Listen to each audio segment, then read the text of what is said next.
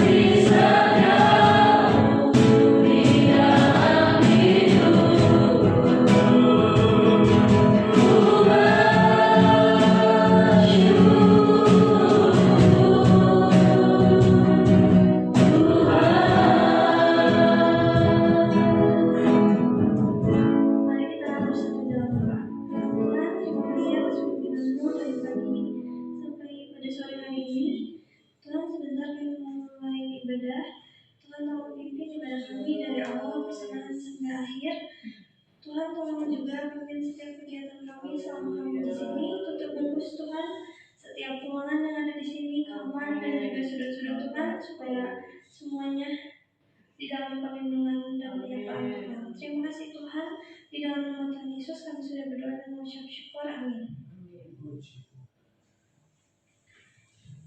Mari kita nyanyi Benteng Hidup. Semuanya boleh bantu berdiri.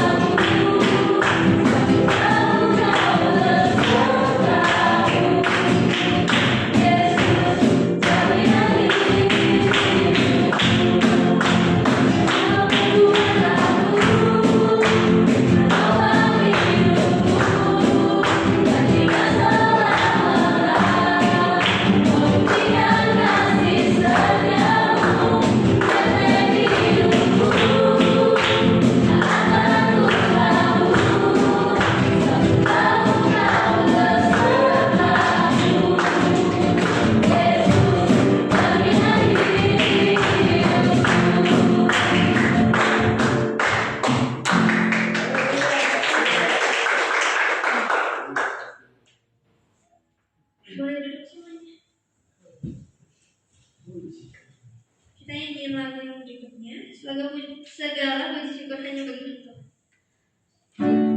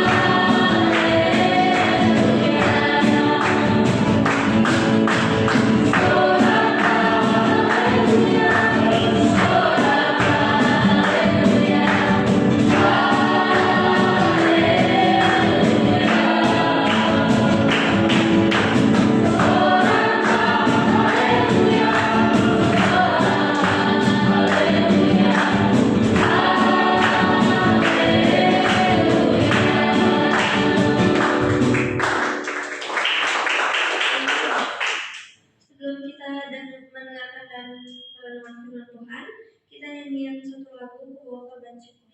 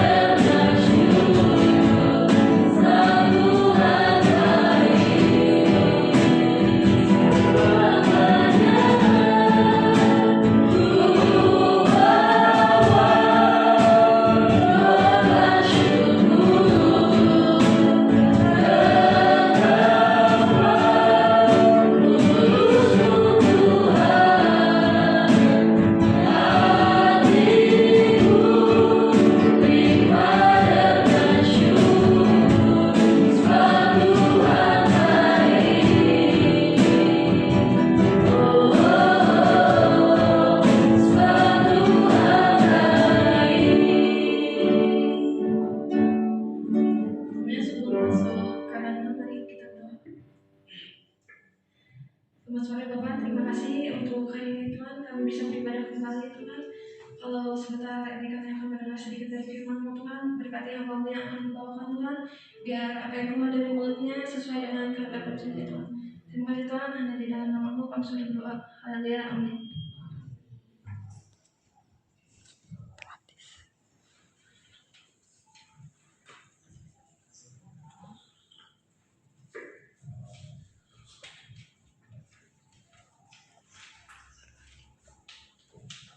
Haleluya. Salam sejahtera dalam kasih Tuhan Yesus Kristus. Kita bersyukur dengan dengan penyertaan Tuhan kita boleh ada sampai saat ini. Dan kita tiba di tempat ini untuk merenungkan kebaikan Tuhan. Terima kasih kepada Bapak Ibu Gembala juga pemuda tempat ini mempercayakan saya untuk menjadi saudara berkat pada sore hari. Amin. Puji Tuhan, kita akan belajar dalam kebenaran firman Allah. Sebelumnya kita buka dulu di dalam kitab Yesaya 60 ayat yang pertama.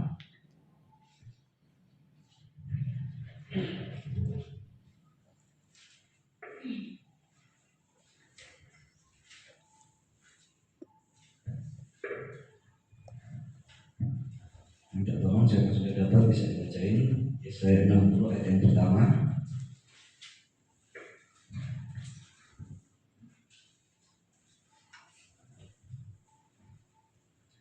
Demikian firman Tuhan, Yesaya 60 ayat yang pertama. Bangkitlah menjadi teranglah, sebab terang datang dan kemuliaan Tuhan terbit atasmu. Amin. Haleluya. Firman Allah berkata bahwa bangkitlah menjadi teranglah. Karena ini anak muda, jadi saya kasih judul aja mau ya. Nah, bangkit menjadi teranglah. Berarti kan sebelumnya tidur. Sebelumnya dia nggak bisa makan apa-apa. Lalu kata perintah ini datang, bangkitlah dan menjadi teranglah. Sebab terang kita itu bisa karena dunia ini butuh dunia ini ada di dalam kegelapan, jadi dunia ini membutuhkan terang kita. Tetapi yang pertama kita harus lakukan, kita harus bangkit. Bangkit dari apa? Mungkin ada masa lalu di dalam kehidupan kita yang membuat kita tidak bisa berdaya. Saya kasih sedikit kesaksian jemaat saya yang saya gembalakan itu, dia latar belakangnya itu ketika mereka menikah, dia punya anak satu, seminggu meninggal, dan dia dapat lagi anak yang kedua, masih di kandungan sudah meninggal. Jadi istrinya itu 2 kali melahirkan, 2-2 mati, dan dia putus asa dan dia marah kepada Tuhan. Lalu 5 tahun dia tidak pernah masuk gereja. Dia cuma tidur dan yang cari duit itu istrinya. Nah, dia ketemu dengan saya bimbing dia selama 2 tahun, baru dapat titik temunya. Dia bilang, "Om, saya ini kecewa sama Tuhan, 2 anak saya mati. Jadi saya sudah tidak mau masuk gereja," dan dia cuma tidur di rumahnya. Lalu saya berdoa dan Tuhan kasih hikmat, jawabnya seperti ini. Orang itu agak susah juga ya. Jadi saya bilang, kalau anak kamu itu 2 ada, ini aja kamu sudah susah, lebih susah lagi kamu ngurus. Itu sebabnya Tuhan izinkan, Tuhan ambil itu. Dan 2 tahun saya bawa dia, akhirnya dia baru bisa nyambung. Dan dia bilang, betul juga ya Om ya.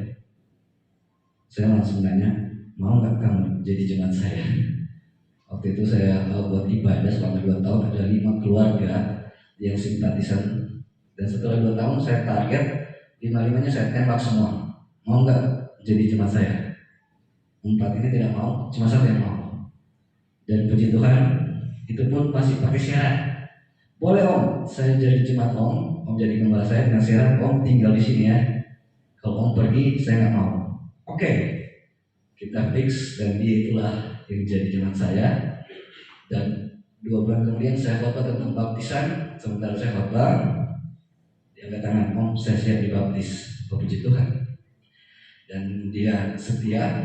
Saya langsung bilang, "Kamu pegang ya," karena dia bisa main musik. Saya bilang dia pegang alat musik, dan saya ajarin dia. Pertama, gereja ini bukan partai politik. Artinya saya nggak membayar kamu ya sehingga kamu ikut. Kedua, saya ibadah jam 8. Kamu setengah 8 sudah ada di gereja. Karena kita hadapi presiden aja harus datang cepat.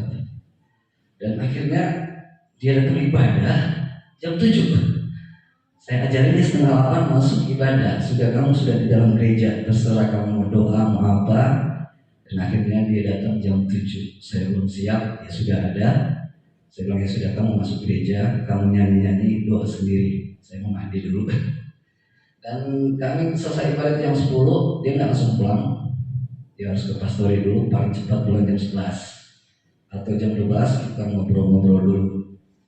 Dan akhirnya secara spontan dia bilang, "Om, gereja ini saya tanggung jawab, saya bersihin. Jadi nanti saya yang bersih-bersihin rumput ini." Dan saya bilang ke dia, gereja saya ini 30 tahun sudah di 9 gembala. Saya gembala ke 9 dan paling lama 3 tahun. Dan kemungkinan saya akan pergi lagi. Tapi begini, saya sudah daftar ya 2 jemaat. Itu nggak ada jemaat dan saya kerja selama 2 tahun, baru saya dapat 2 jemaat. Saya bilang begini, kalau saya pergi, saya sudah daftar, kamu di sini. Kamu jadi majelis di sini, doa supaya gereja ini penuh, kamulah yang akan urus itu. Karena mungkin saya akan ganti gembala lagi, dan kamu jangan pergi lagi. sudah berjanji seperti itu. Dan puji Tuhan, dia bilang, oke Om, saya siap di tempat ini. Saya bilang puji Tuhan. Dan saya masih pelihara dengan dia saat ini. Dan dia sudah bangkit. Dia bangkit karena 5 tahun dia tidur waktu itu. Dengan kecewa sama Tuhan, dia jadi jemaat, dia dibaptis, dia setia. Dan itu sesuatu yang luar biasa. Itu yang bangkit. Amin. Waktu dia tidur 5 tahun itu pengangguran, gak ada duit. Dia pernah bilang, Om saya pernah 3 hari gak makan, gak ada duit. Saya bilang, dan ketika dia jadi anggota saya, dia dapat kerjaan. Saya masih ingat tanggal 11 2019 dia menyatakan diri anggota jadi jemaat saya. Waktu itu saya agak ragu ya. Waktu dia bilang, Om saya siap jadi jemaat, Om saya bingung tuh Ben, yang akui saya gembala. 2 hari kemudian dia dapat pekerjaan sampai detik ini. Itu sesuatu yang luar biasa. Dan dia bangkit dan dia menjadi pelayan yang setia, dan Tuhan memberkati dalam kehidupannya. Nah kita juga anak muda, kita harus bangkit. Amin.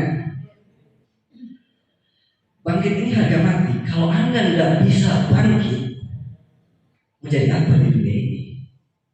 Bangkit itu kalau kita nggak punya integritas, kita tidak punya prinsip untuk bangkit, kita akan sama dengan orang di luar sana. Tetapi bangkit dan menjadi terang itu adalah harga mati. Nah, kita akan melihat satu contoh tokoh yang sangat luar biasa ketika dia bisa move on. Tokoh ini bernama Daud. Saudara cari di Alkitab, Daud itu papanya Isai, tapi mamanya ini mungkin anak di luar. Jadi mungkin Isai ini dia iseng, dia ngejajan kali, dapatlah anaknya Daud. Sehingga Daud ini dibedakan. Daud ini disuruh kerja di kebun, kerjakan 2-3 ekor 2 atau 3 domba. Sedangkan kakak-kakaknya semua tentara.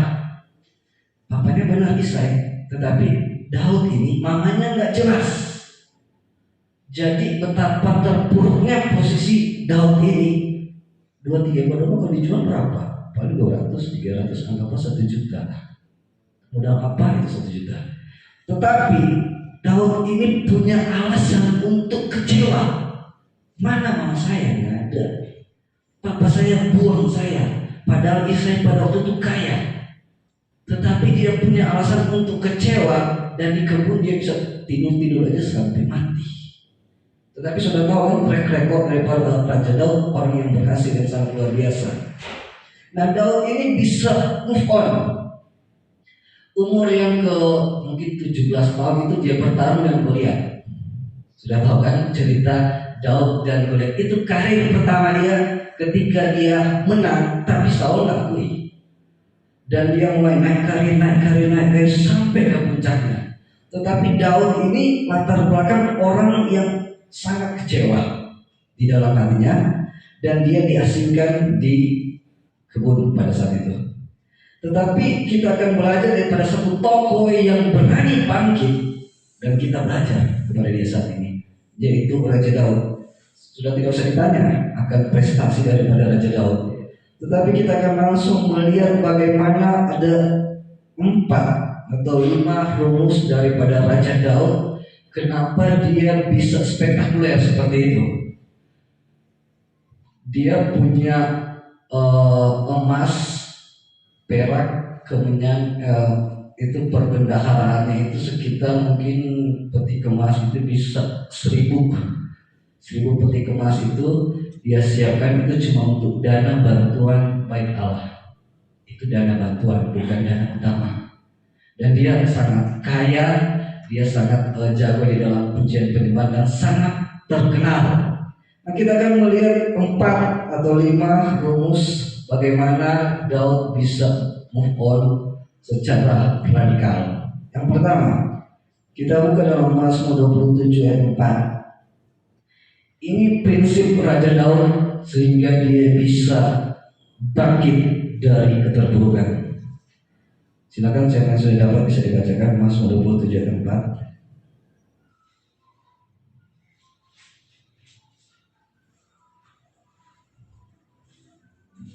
Siapa yang mau bangkit? Anak muda mau bangkit? Jangan takut, jangan mundur. Dan yang keempat, satu hal yang telah meminta kepada Tuhan, itulah yang kuingini, diam dalam rumah Tuhan, seumur hidupku menyaksikan kemurahan Tuhan dan menikmati baiknya. Amin. Apa dia minta uang? Tidak. Apa dia minta ketenaran? Tidak. Dia bilang, satu hal telah kuminta kepada Tuhan, itulah yang ingin. Ini prinsip pertama Raja Daud yang kita harus belajar. Jika Anda mau jadi orang yang sukses di luar sana, satu hal telah kuminta kepada, itulah yang kuingin. Dia mau diam di rumah Tuhan. Ngapain? Mau tidur-tiduran? Enggak. Dia mau diam di rumah Tuhan. Dia mau menyaksikan kemurahan Tuhan. Dia mau melihat kemurahan Tuhan, menyaksikan bagaimana Tuhan tolong dia, menyaksikan bagaimana mujizat itu terjadi di dalam kehidupan dia, menyaksikan bagaimana sudah Tuhan tolong dan Tuhan memberkati di dalam kehidupan dia. Keinginannya yaitu dia diam di rumah Tuhan untuk menyaksikan. Saudara mau menyaksikan kemurahan Tuhan? Kalau saudara mau saudara berjalan bersama Tuhan, ada mujizat. Air biasa jadi air anggur, 5 roti dan 2 ikan. Bisakah Anda alami itu? Mungkin konteksnya tidak sama, tetapi saksikan kebesaran Tuhan. Kita kan nyanyi, Allah itu baik. Apakah Anda punya kesaksian Allah itu baik? Yesus dahsyat. Apakah Anda sudah alami bahwa benar Tuhan itu dahsyat di dalam kehidupan kita? Itu yang diingini oleh Raja Daud. Dia mau menyaksikan, dia mau alami langsung bagaimana Tuhan tolong dalam kehidupan dia. Amen. Saudara harus punya pengalaman pribadi dengan Tuhan, baru bersaksi di sini. Gitu loh. Jangan cuma lihat di YouTube, itu banyak teorinya. Tetapi coba saudara beri di sini, saya menyaksikan langsung. Amin saudara. Jadikan ini prinsip dalam kehidupan kita. Kita mau diam di rumah Tuhan. Jangan dulu minta lain-lain. Mintalah bagaimana Tuhan tolong dalam hidup kita. Itu yang pertama. Yang kedua, Mazmur 84 ayat yang ke-11. Siapa lagi yang mau bangkit untuk baca kebenaran firman Allah ini? Keren, baca dulu ayat ini. Mazmur 84 ayat 11 dan 12.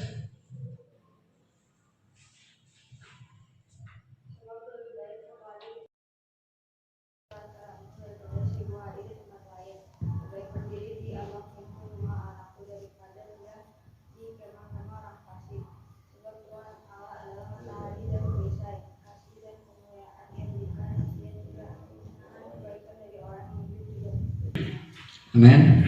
Kenapa ya Raja Daud enggak mencari saya dapat S3 ini lumayan. Daud ini kan bukan orang pintar, lebih baik kuliah sampai S3.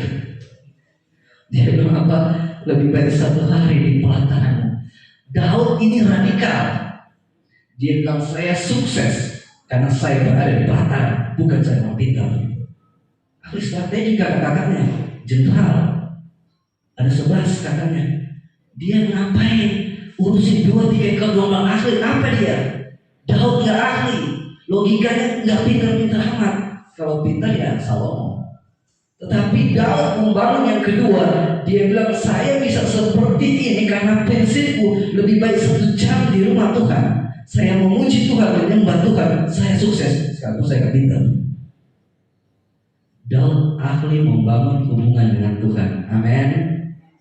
Tuhan adalah adil. Ketika saya sembah dia, ketika saya dekat dengan Tuhan, dia mengangkat hidupku.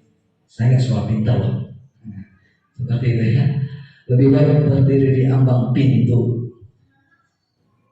Sudah jelas di dalam kebenaran firman Allah bahwa kan sudah ada lagunya. Daud membangun konsep yang kedua ini. Ternyata kesuksesan Raja Daud di luar sana karena dia jago ibadah. Anda tidak akan bisa buat apa-apa kalau Anda jago di sini. Orang di luar sana nggak ini, dan dia tidak punya kasih. Tetapi kalau Anda jago di sini, Anda pasti menang di luar sana. Saya sudah buktikan itu. Yang ketiga, Mazmur 119 ayat 105. Revel, baca ayat ini. 119 ayat 105.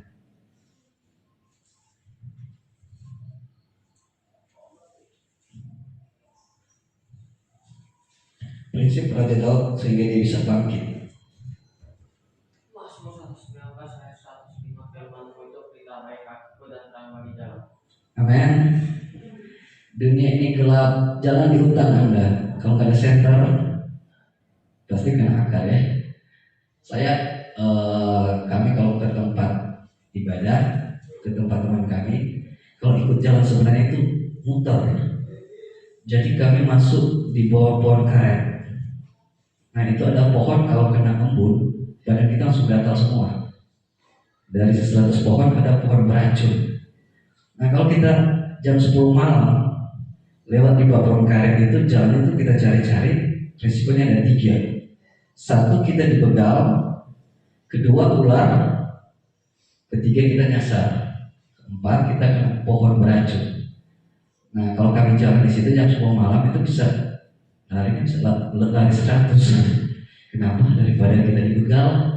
Nah jadi kita harus, motor kita terus jumping di akar pohon. Lompat. Saya pakai 2 tahun, motor saya 4 sobek saya patah. Dan itu kalau kita jalan di jalan lumpur, masuk di lumpur motor kita harus dorong. Cuma 2 tahun. Saya pakai TVS 125 cc 4 sobrekernya patah itu.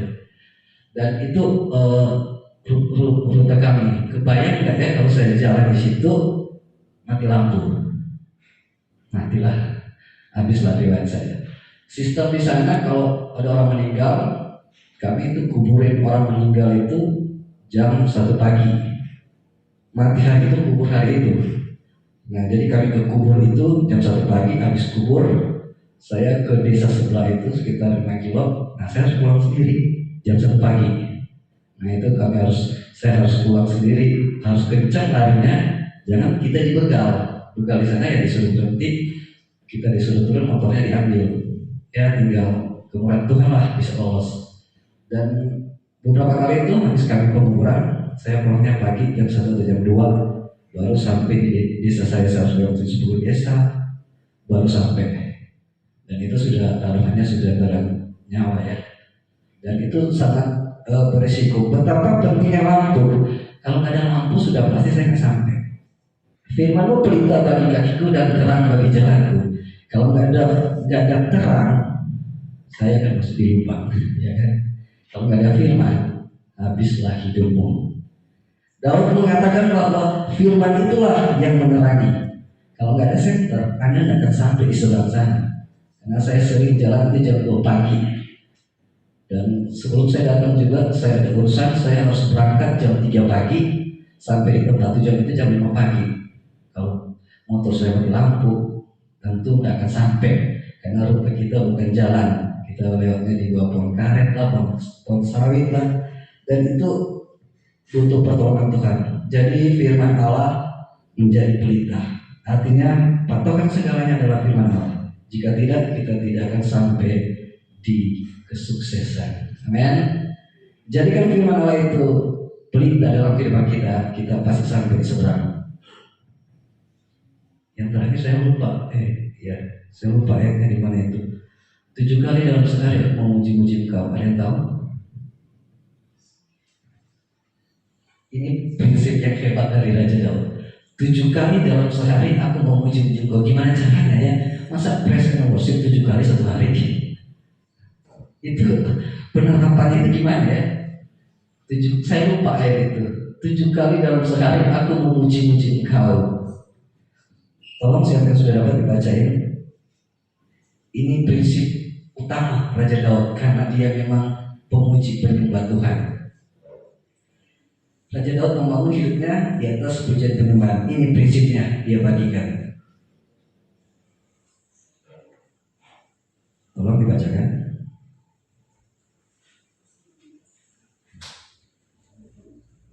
Mazmur 119 ayat 104. 7 kali dalam sehari aku memuji-muji Engkau karena Untukmu yang adil. Amin. Berarti masa mau bikin 1 hari? Kalau Islam itu sholat 5 waktu. Masa 7 kali dalam sehari kita mau pujian penyembahan? Enggak seperti itu ya. Artinya Raja Daud ini dia memang membangun pujian penyembahan sehingga ada tembok Daud, sehingga dia menari, dia memuji dan menyembah Tuhan.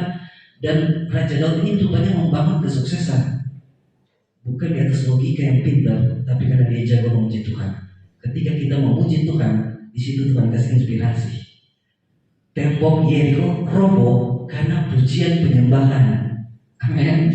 Jadi pujian penyembahan itu ada kuasa. Kadang saya bawa motor, saya nyanyi, saya menyembah Tuhan. Sebenarnya saya sudah takut, nggak bisa dipegang ya. Tuhan tolong saya nyanyi.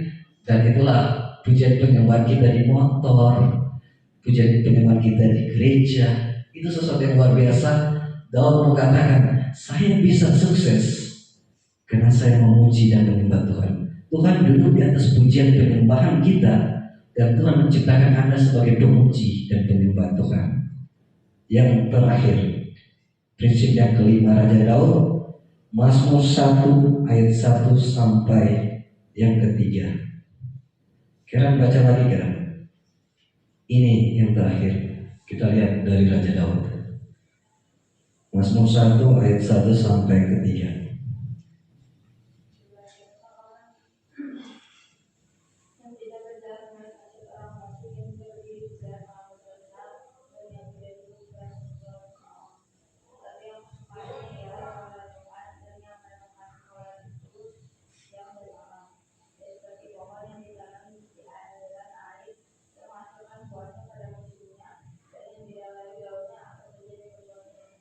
Amin. Saya angkat 3 ayat yang spektakuler ini. Orang menikah, selamat berbahagia. Orang naik pangkat, ucapannya selamat berbahagia.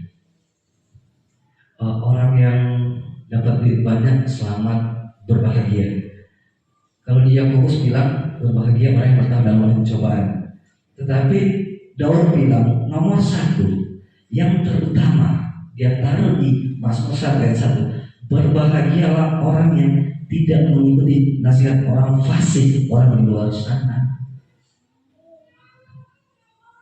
Angelina Sondak itu dari sekolah minggu sampai ketua kaum muda. Ketika dia jadi putri Indonesia, dia bilang kecantikan sesungguhnya itu dari hati, bukan fisik.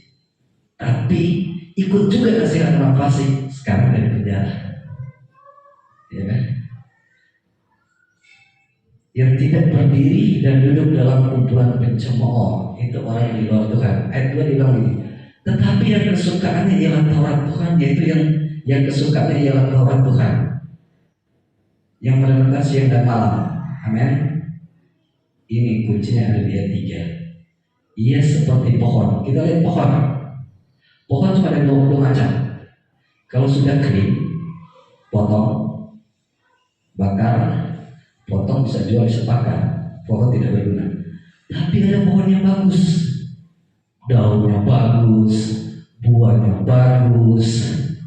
Nah, ayat 3 mengatakan bahwa ia seperti pohon yang ditanam di tepi aliran air. Jadi kita bukan pohon yang kering ya. Kuncinya ada di sini. Apa saja yang dia berbuat berhasil. Kalau nggak berhasil kan gagal. Apa saja kamu pegang, apa aja sukses. Aku akan mengangkat engkau jadi kepala bukan ekor. Apa aja kamu pegang sukses. Mau nggak? Atau apa aja dapat flash. Anda dikasih perusahaan. Kalau orang tangannya emas, dikasih batu jadi emas. Tapi jangan dikasih emas 10 kilo, perusahaan dikasih ke dia 100 tahun bangkrut. Bodoh ya. Tetapi Raja Daud mengatakan apa saja di pokoknya bagi saudara membuat berhasil. Amin. Kesukaannya di antara Tuhan. Apa saja, semua. Anda jadi pimpinan, sukses. Anda mau calon menyapres, sukses. Mau calon, saya 2 tahun masuk di sana. Kepala dusun di sana datang, Om, mau 2 nggak? 1 di desa ini Om jadi support dana, atau Om mau jadi RT? Saya ditawar jadi RT. Padahal baru 2 tahun saya masuk. Saya pikir waduh kalau saya jadi RT gereja saya langsung gol ini. Itu orang Jawa sama orang Lampung. Tahun depan mau ganti RT, Pak Pendeta mau nggak? Pak Pendeta orang Jawa mau nggak jadi RT di dusun ini cuma 120 kakak yang dari di situ. Saya bilang nggak, saya mau fokus ke pelayanan, tetap saya bantu. Kalau memang kalian mau seperti itu, saya bantu. Dan di desa itu kalau mereka ada keperluan, kan saya punya kursi gereja, mereka bisa pinjam dan mereka datang, dan mereka pernah pakai gereja saya untuk acara-acara seperti itu. Dan suatu hal yang nggak mungkin, mereka di desa itu ada masjid lagi acara besar, datang itu panitia masjid, mereka 4 orang pakai jilbab semua, pakai topi. Karena mereka mau pinjam kursi, saya akalin mereka masuk di dalam gereja saya.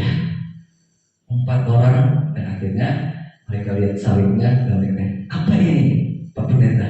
Saya bilang, ini salib Yesus Kristus, inilah juru selamat. Dan akhirnya saya bisa masukin itu. Mereka pernah masuk di gereja saya, tapi saya belum pernah masuk di masjid mereka. Dan setelah saya pinjam kursi, pulangin biasanya itu bayarannya 300.000. Berapa biaya administrasinya? Saya bilang, nggak usah, ini gratis. Tapi tolong masukin kursi ini ke dalam gereja, supaya dia masuk gereja. Itu maksud saya. Sekalipun gratis, mereka masuk gereja lagi. Ya. Saya bilang, aduh, kalian ini suka-sukanya ya masuk gereja. Saya belum pernah masuk di masjid Anda. Dan itu sesuatu yang luar biasa. Dan dia bilang, makasih. Dia bilang, matur nuwun Om. Oke, kapan perlu lagi bisa pinjam lagi. Nah, kesimpulan daripada firman Allah ini, apa saja kita berbuat berhasil. Saudara mau kan? Amin. Tidak ada yang tidak mungkin di dalam Tuhan. Kalau kita bangkit, kita menjadi terang seperti Raja Daud. 1 dari 5, siapa yang bisa sebutkan? Dari 5 yang saya kasih. Yang pertama apa? Intinya diam di rumah Tuhan, menyaksikan kebaikan Tuhan. Kedua, lebih baik 1 jam di sini daripada 1000 jam di tempat lain. Ketiga, firman-Mu pelita bagi kakiku. Keempat, 7 kali dalam sehari aku memuji Kau. Kelima, yang kesukaannya Taurat Tuhan. Bangun konsepmu di sini, maka Anda akan sukses di luar sana. Amin. Puji Tuhan, kita akan nyanyikan lagu. Mari kita bangkit berdiri.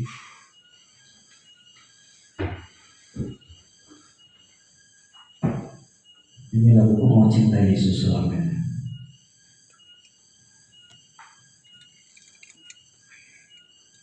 Haleluya, Mau Cinta Yesus.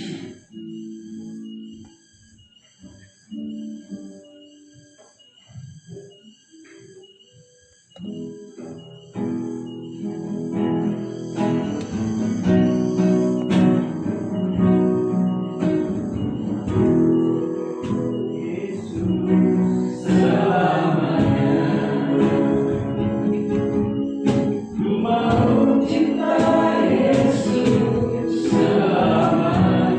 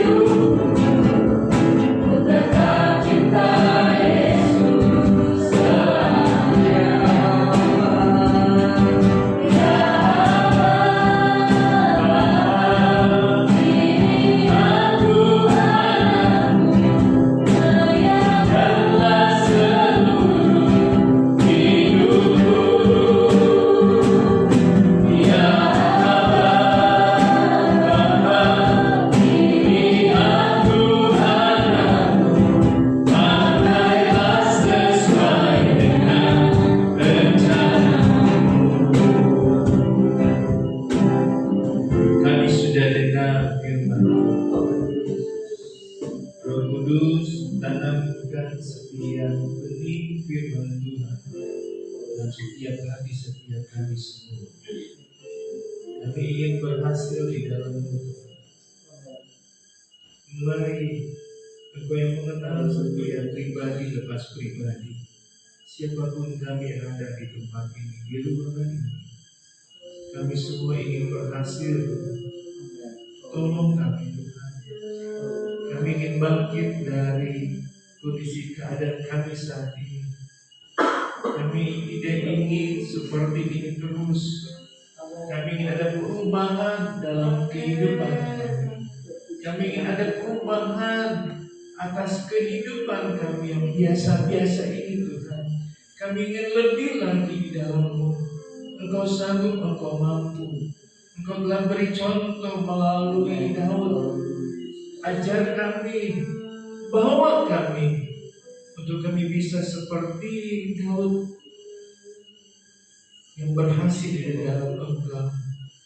Roh Kudus, sekali lagi Engkau lawat setiap pribadi lepas pribadi, mulai dari yang paling muda sampai yang paling umur. Kami percaya Tuhan, Engkau sanggup melawat setiap kehidupan kami. Kami percaya Tuhan sanggup mengubah kehidupan kami menjadi pribadi yang luar biasa. Terima kasih Tuhan, berkati hamba-Mu yang sudah menyampaikan kebenaran firman. Berkati acara selanjutnya, beri kesehatan, kekuatan atas kehidupan kami, agar bisa menikmati kebaikan Tuhan di tempat ini, atas apa yang Tuhan sudah tolong berkat kepada kami semua. Terima kasih Tuhan, kami sudah berdoa, terima nikmati berkat Tuhan melalui kebenaran firman-Mu, di dalam nama Tuhan Yesus Kristus. Haleluya. Amin. Selanjutnya apa ya? Boleh duduk?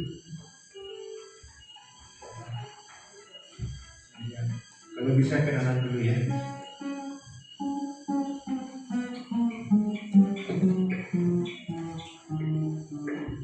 Shalom semuanya. Kita mengucap syukur kepada Tuhan karena di hari ini kita boleh tiba ke tempat ini dengan selamat untuk mengadakan acara Natal Teens for Jesus GPD Taman Rahayu. Kita beri tepuk tangan untuk acara kita ini semoga berlangsung dengan baik, dan kita percaya Tuhan memberikan kita cuaca yang baik, cuaca yang cerah, supaya di hari depan kita bisa melaksanakan aktivitas kita dengan baik. Oke teman-teman, pada hari ini tanggal 27 Desember merupakan perdana kita datang ke tempat ini. Kita telah berangkat dari Taman Rahayu, tiba ke Filowangi Dago dengan selamat. Tuhan berkati kita di tempat ini. Puji Tuhan. Acara kita pada malam hari ini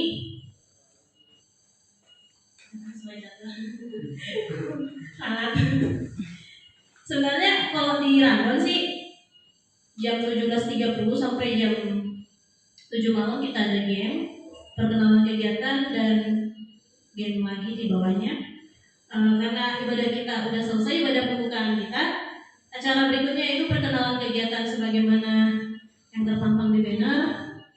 Perayaan Natal Teens for Jesus GPD Taman Rahayu di Filowangi Dago Bandung 27 sampai 29 Desember 2022.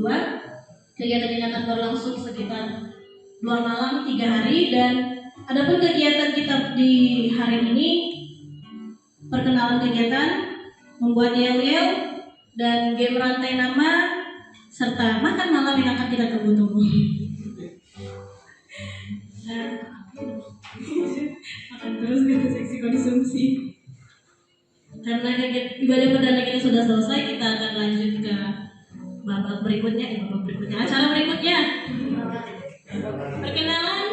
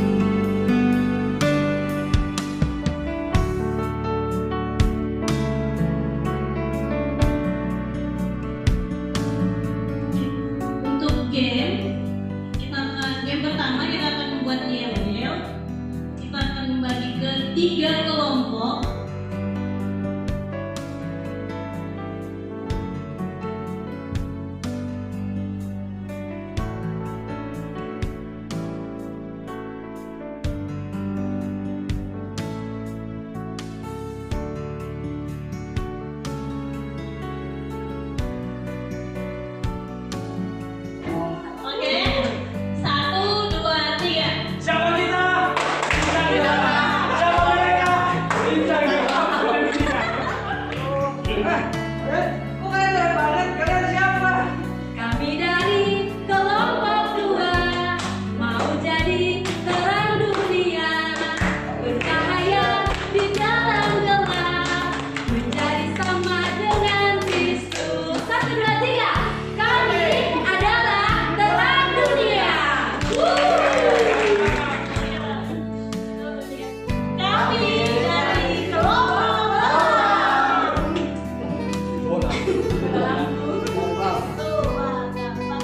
Kami dalam bawa pujian dan menjadi terangnya Tuhan. We will shine, we will shine, la la la la. We will shine. Change for Jesus, be alive. Dari kekompakan dan dari akhir dari jadi yang pertama nilainya yang juara 1 juara 2 dulu ya. Juara 2 nilainya 90.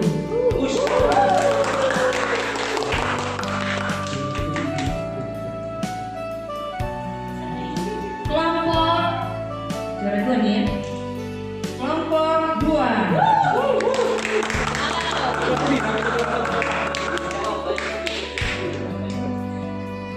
Juara 1 adalah lebat. Karena mereka nggak pegang catatan. Kelompok 3. The best. Oh ada ya the best. Kelompok 1. Biar sadar belakang. Juara 3 kelompok semua bagus. Mana tepuk tangannya? Biar dia Oke, hadiahnya mana? Nanti, kirain tante yang terima.